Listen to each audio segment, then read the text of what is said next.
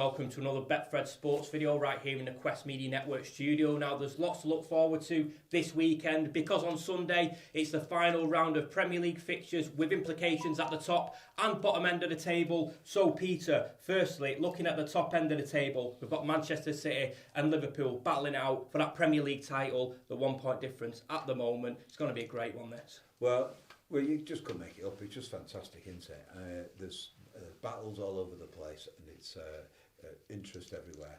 We've got the race between City and Liverpool, which has been going on for some time now, coming to a pinnacle.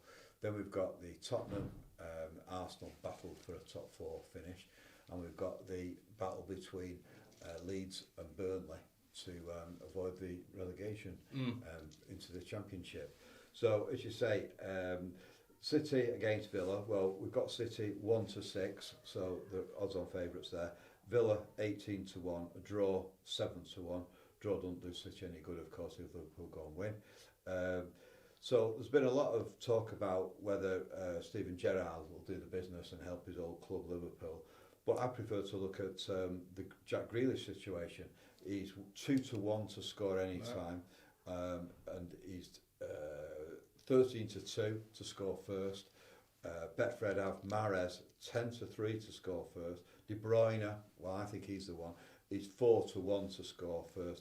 He massively is the player in form.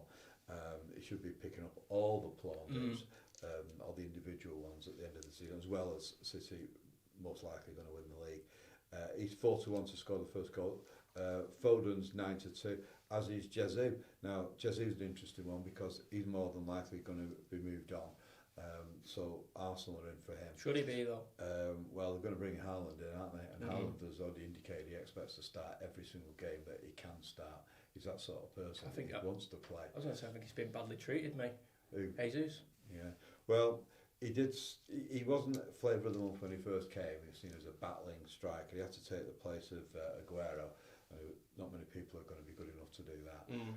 He didn't score as regular as Aguero, but he was a different type of player. Is a different type of player. Yeah. Guardiola likes hard-working, battling players who are going to press really hard, and he certainly does all that. Yeah. There's no surprise really that his protege Arteta wants to take him to Arsenal because he is that sort of player. He fits that style of play.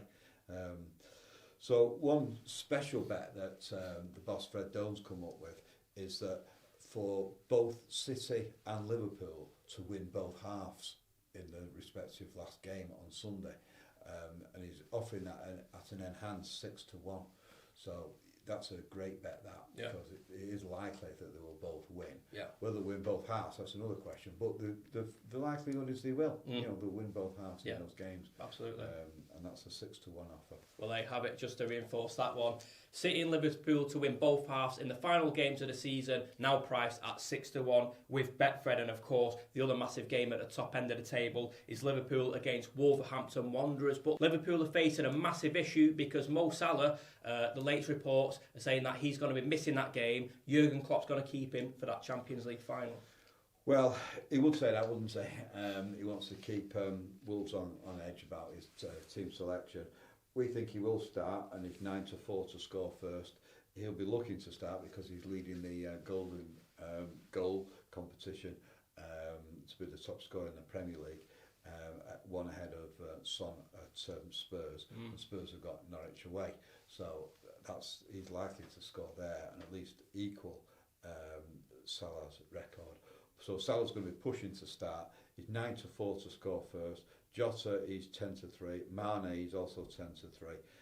Firmino, he's 4-1. You can't say that Liverpool are going to concede the title because they most certainly won't. They'll be going out to win it. But I can see that once it becomes obvious that City are winning against Villa, I think he might start changing things at the back. And that's something else. I think that when we come to talk about United, the most likely thing is that United, Palace, and some of the teams who are on the beach, as people say, but in reality, it's the last match of the season, nothing to play for. They can be very relaxed, and you sometimes get some cracking games. You get a lot of goals in those matches. Yeah. But also, what a brilliant opportunity to bring some of the kids through and give them that Premier League experience in a game that doesn't matter. Yeah. So you can imagine that in that game, United, and we'll get a hint of the type of players for the future that United may pick. Early this week, I went to Russell Scott Primary School in Denton to speak to former pupil Rhys Bennett. Now, he's the under-18s captain at Old Trafford, and he guided his squad to the FA Youth Cup against Nottingham Forest last week, and this is what he had to say to me about that achievement. It definitely is a dream come true. It's one of those, like, I've dreamt about that since being a little lad, and you know, it's one of those things, like, to walk out in front of 76,000 people at Old Trafford is just, the proudest moment of my career so far. But obviously gives me a taste of, if I keep working hard and keep grounded, then hopefully that's what's come in the future. Well, we're going to move now to Manchester United's trip to Crystal Palace on Sunday. Of course, Crystal Palace head into that game on the back of a 3-2 defeat at Everton. That keeps the Toffees up. But after the game, Peter, you saw it, didn't you? Patrick Vieira confronted by an Everton fan, and he lashed out, but fair play to him for doing that.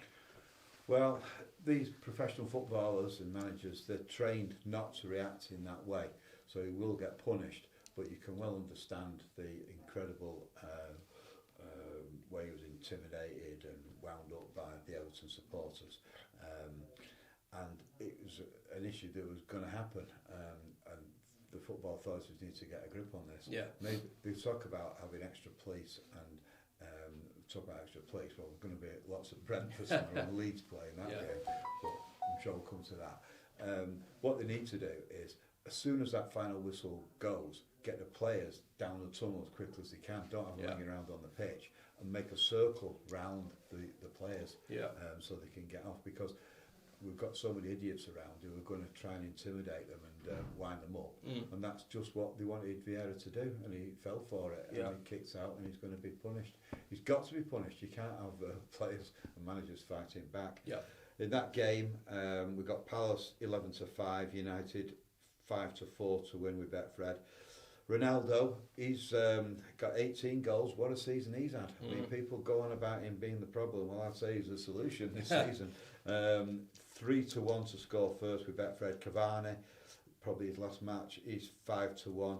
Bruno, up and down season he's had. Plenty of argument with the referee. Could be tops for that.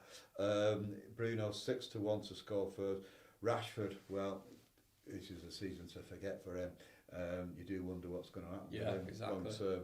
He's going to 7-1 to score first, but the issue for him is whether he's going to get that World Cup place, and the likelihood is he won't, because he can't pick a player who isn't in the United team.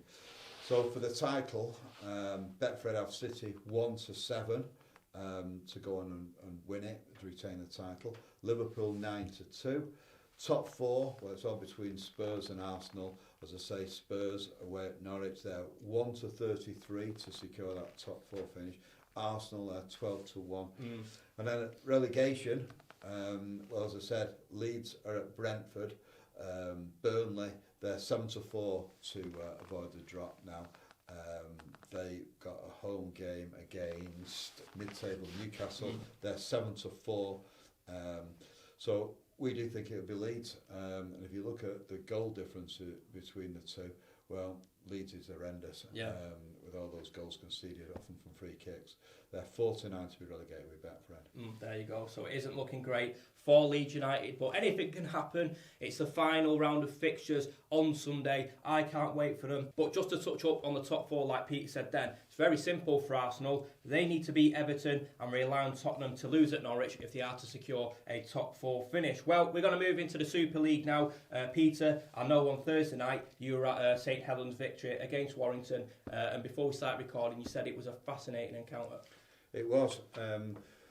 Paul Sculthorpe, the Betfred pundit, who's Oldham born, he was saying that he thought that St Helens would absolutely hammer Warrington. He thinks that the Warrington players are not listening to what his friend and coach at Warrington, Darryl Powell's been telling them. Well, whether those words will come back to haunt him, and I did think they were going to at some stage in that fantastic encounter at Halliwell Jones on Thursday.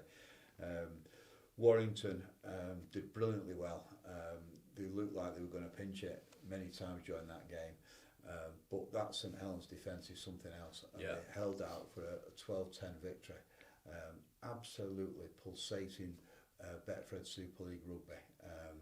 It's now put Saints 10-33 to win the grand final now. Catalans 10-3.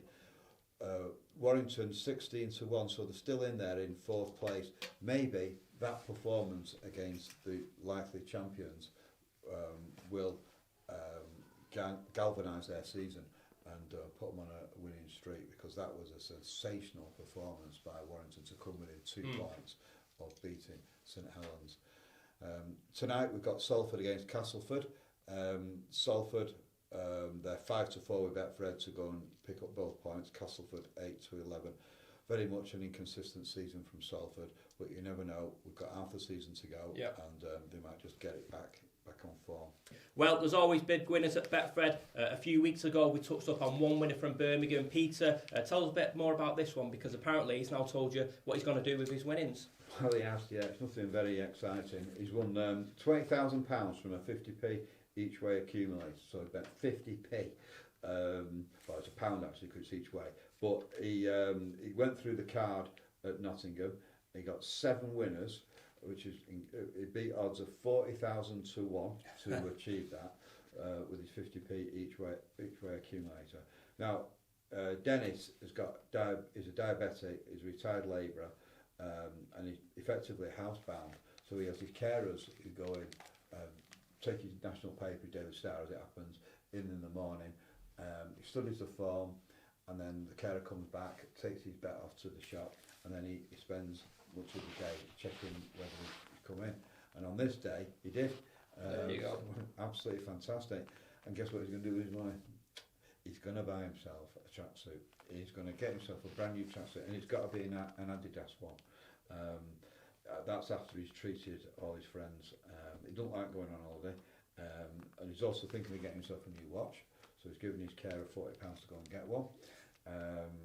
And he's also treated the staff at the Betfred shop who sort out his bet for him.